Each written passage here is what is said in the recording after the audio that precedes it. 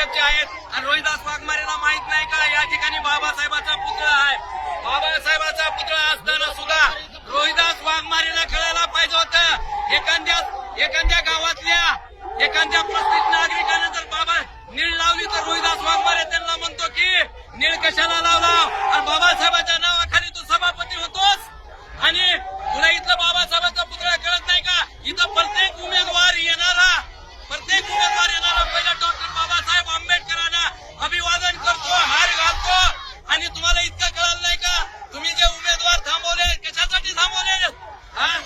Doctor Babasaheb आंबेडकरांचा नातू या ठिकाणी बाबासाहेब आंबेडकरांची 5वी पिढी या ठिकाणी आली होती तर रोडचे खड्डे बुजवले नाहीत आणि पंकजाताई या ठिकाणी येत असताना खड्डे खुड्डे बुजवण्यात आलेला आहे. हे कुठला